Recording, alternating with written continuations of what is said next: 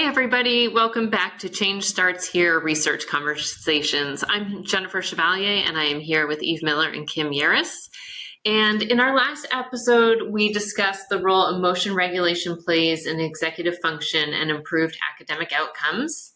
Today, we are going to look at how clarifying values can build executive function and improve academic outcomes. All right, so to kick off this conversation, let's talk about the results from our recent poll. So we asked people this question: what percent of your daily work-related tasks do you find meaningful? A, 0 to 25%, B, 26 to 50%, C, 51 to 75%, or D, 76 to 100%. And what do you guys think? What category do you think got the most votes? I'll jump in here and guess the lowest category of 0 to 25%, at least in the US. I suppose that's my hot take because of the mental health crisis and things like that. I would guess it's 0 to 25. Okay, interesting. I was thinking 26 to 50%. I think that was the category because I do think it's low, but I feel like people that are in the 0 to 25% probably quit. All right, very interesting. So it turns out that the people that participated in our poll, who were asked that question, said 53% of them said 51 to 75%. Isn't that interesting? Mm-hmm. That is. These are leader in me people. Okay. That makes more sense. Okay. All right. I didn't think about that. Only 26% said between 26 and 50%. And actually none of them said 0 to 25%. Oh, thank goodness. So, which is really good. I find this all very encouraging. But no matter where you are on the scale, it does serve as kind of the entree to today's conversation, which is about this competency that we call values clarification. Yeah, so as I hear you say that term, Kim, I imagine each of us has a reaction to the word values. Like we each have a different lens through which we see the term values, especially in the context of an education setting. And, in current times, the term values can be associated with politics, religion, morals, and there's understandable concern about educators teaching their individual views and values in a public education context. So I think it's important that we define right up front here what we mean by values clarification so we have a shared understanding, and then we'll discuss why it's important.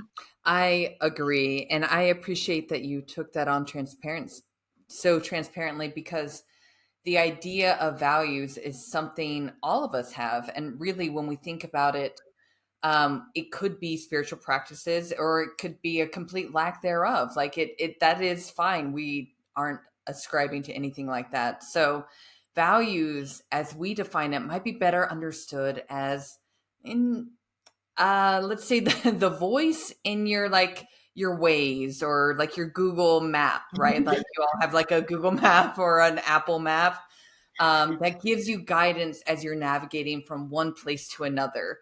So values and so the clarifying of values and the use of values, it's like a literal guide for each of us on our very unique paths that help us connect with meaning and purpose.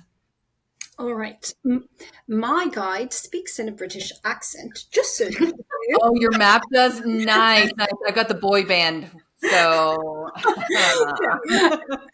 All right. In all seriousness. So we went from values to meaning and purpose. Can you just draw a connection here for us? Put these pieces together. Oh, yes, I will. I'm happy to. And as I was thinking about how we could talk about this, I thought of, we can call it a game if you want it to sound fun, or it could be like a thought experiment. How about that? So y'all want to play? That sounds more scientific, yes. The games are my favorite part. Yay. Okay, good. And I also encourage anyone listening, unless you're driving, to play along, because I might encourage you to close your eyes. So at those parts, maybe just wait till you're home. All right. So for Kim and Jennifer, if we are defining values as, this daily decision-making tool that drives purpose and meaning, what is a value that matters to you? And don't Don't tell me why. And so for listeners as well, just think about a value that matters to you and really go with one that just comes to your mind. And if that seems to make sense to you, go with that one. So do you have one, Kim? The first thing that comes to my mind is compassion. Okay. And Jennifer? For me, it's integrity. Okay. Thank you. Okay, now let's take it a step further. Using the value you just selected, think about a moment or like an experience in your life that embodied this value, like where you felt like you were acting with integrity or you were acting with compassion, like you were that. And as you think about that experience and you're bringing this to mind and you're thinking about this experience, think about how it made you feel. I get a really positive feeling when I think about this. I feel like a sense of accomplishment. And like when I think about the person that I was with, I remember feeling really deeply connected to that person. Mm. When you felt compassion. Yeah. Mm-hmm. And for me, with integrity, when I think about this situation, I don't know if I can fully articulate it, but it felt like I could look myself in the mirror afterwards and just feel good about who I am. Does that make sense? Yeah. Yeah. And just as an aside, I find it really interesting that it is hard to come up with words because it's different parts of our brain we're calling upon to do this.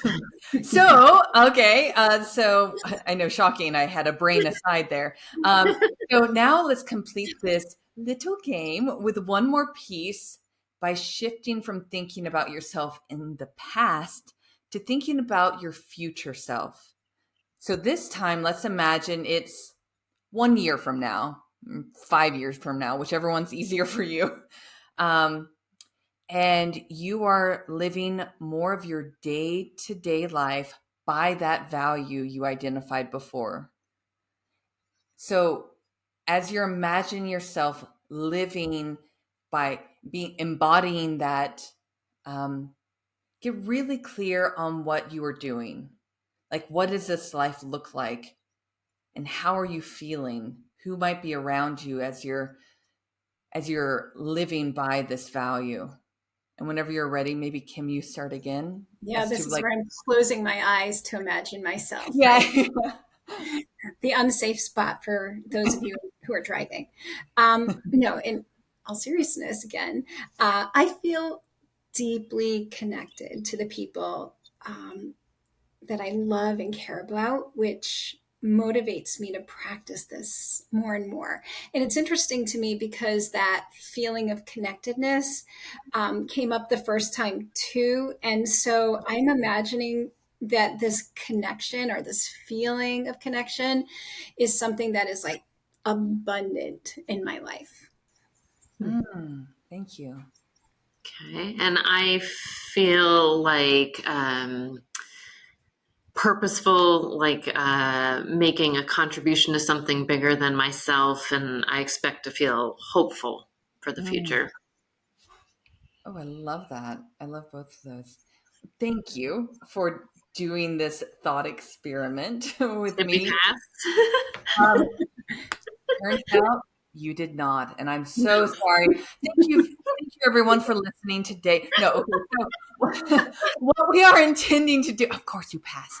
So what's intended by this thought experiment is to help us experience the actual emotions and the feelings in our body that are connected with our personal values. Like both of you spoke in terms of like your feeling words and emotions to best describe what the feeling of embodying a value was like for you. And so I think this is helpful, especially for listeners, for all of us. It can feel, when we're talking about values clarification, meaning and purpose, it can feel very, very fuzzy what all this stuff means. And so understanding what's actually happening in the brain as we experience these emotions starts with just having kind of this experience of what it's like to be in the embodiment of them. Yeah. So like being connected to our feeling and the value, like putting all of those things together. Where does that take us, Eve?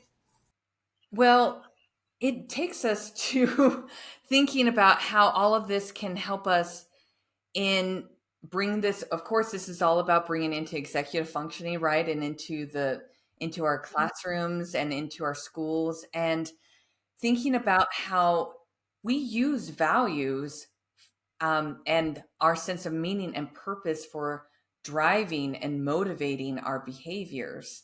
And when we go into classrooms and we sometimes have disengaged students, I mean, this is a very real thing where we need to help students to understand the bigger meaning in things. We talk about relevant learning, right? So when we are doing all of this, we are actually by bringing relevance to the learning, what we're actually doing, if we're doing it well, is we're connecting, giving students space to connect with what matters most to them. And that engages in emotions, it engages motivation in their brain.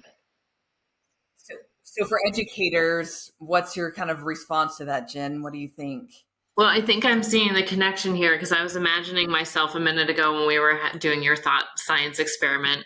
I was imagining myself at the end of the goal that I was envisioning, and I could see how my value of integrity is driving my choices and the decisions I'm making and will ultimately get me across the metaphorical finish line on it. And I think the whole point of values clarification, when we are clear on what we value, we're motivated by it, right? Yeah. So in education, we aren't suggesting educators teach students what to value, but instead we're trying to help students understand how to connect with their individual values, to map out a path and guide their steps toward whatever personal goals they have. And by doing this, students can find meaning and purpose in their school experiences. I loved how you said that, Jen, that we're not teaching them what to value. And, kind of to think, more about that, it feels connected to things like motivation and goal setting, which we want kids to be doing in school because they definitely impact students' achievement. But it's also making me think about those students who aren't very clear on their values. And I can imagine that a lack of clarity could lead to students feeling unmotivated or maybe even a little burnt out or disengaged or, just not fully present when they're in school. Right. And in thinking about those students and disengagement, or even just, just how do I motivate my students? It brings us right back to the thought experiment. So that feeling of connecting with our values, or as we identified earlier, of that greater sense of meaning and purpose in our life, it's no small thing, because what it's actually doing is it's calling upon very old, very powerful parts of our brain that some researchers called actually our first executive, because of its ability to shut down kind of those executive parts of our brain that we usually think of, like the frontal regions of our brain. And it can really just keep us there in like emotions and anxiety and threat and fear. But also values can help to engage the reward centers within that same old powerful brain area.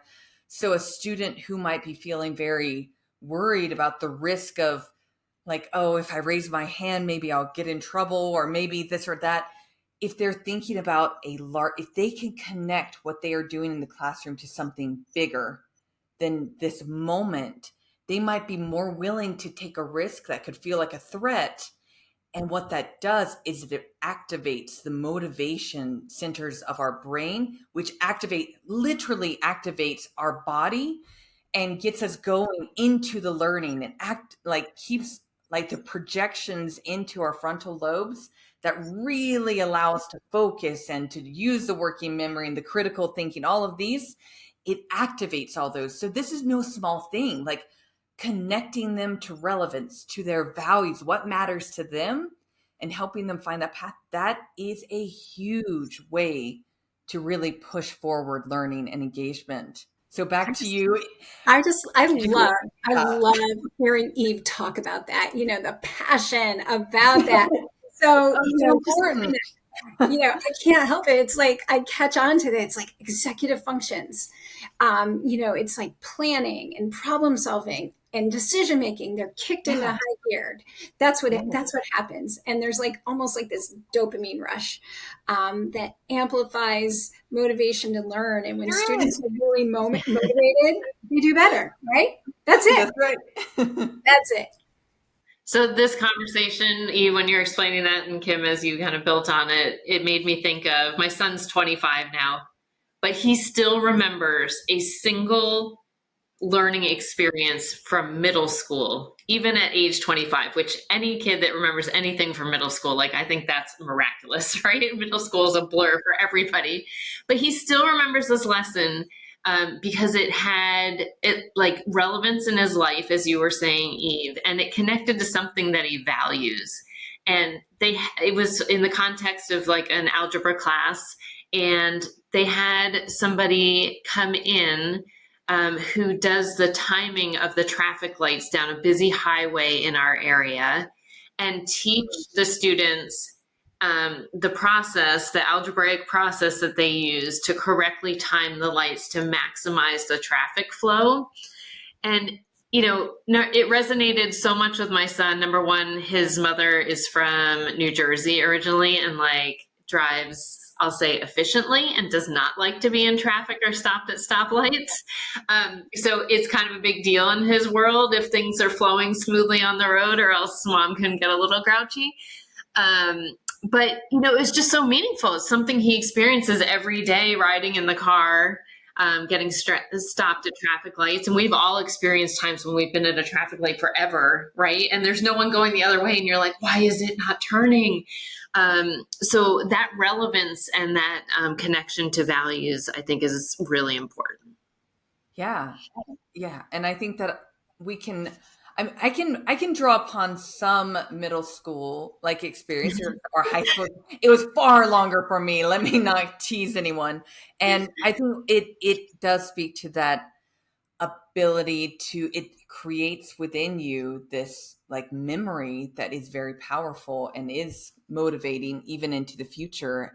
And the fact that a teacher through one lesson was able to do that with your son, that's very powerful. And we can do this all the time by just having them reflect on what is important to them or connecting it to things that about the students and what will be more relevant to them. Yeah, it's really powerful. So I think this message can resonate with school leaders. A lot of people are probably asking themselves, how can I help teachers and students clarify their values so that they find meaning and purpose in what they're doing and they're motivated to do their best?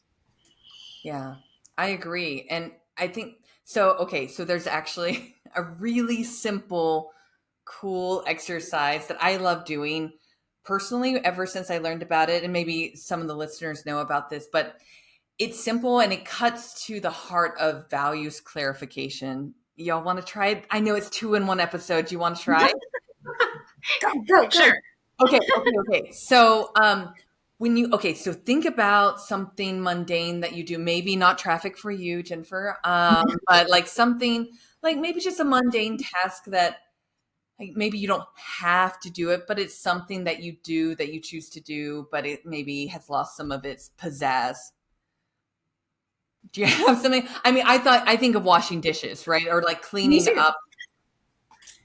Yard work. Yeah. All those things.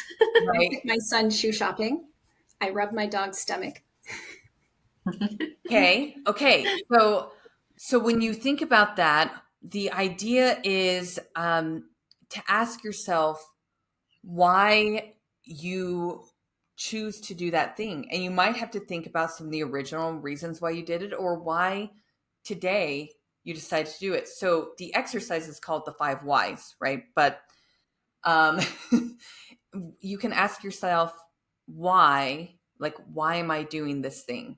So I don't know. It doesn't always work because but as I was doing this, just to tell you my experience with it, I asked myself, why am I washing the dishes after I learned about it? I'm like, because I like my house to be clean.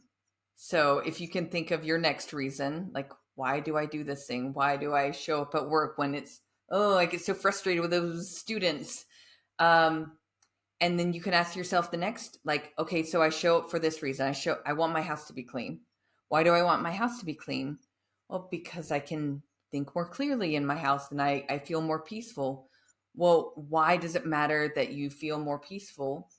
And for me, within 3 whys, all of a sudden it just hit me. And I feel it now. Like I just get emotional, just like my ability to connect with the people in my house when I feel peaceful. And that's the why, like that got to the heart of it.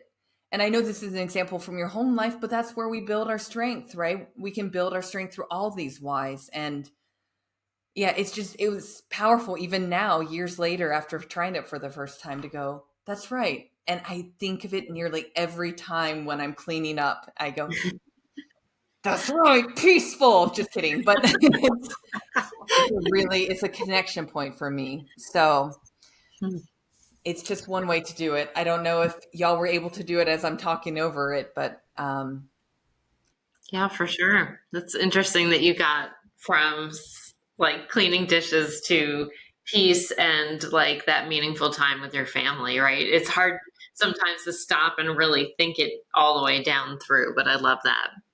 wow. So there we have it. An approach to assisting others in clarifying their values is helping them to see meaning in the mundane, right? These mundane tasks. And, those apply to home life, as you pointed out, Eve, or the classroom.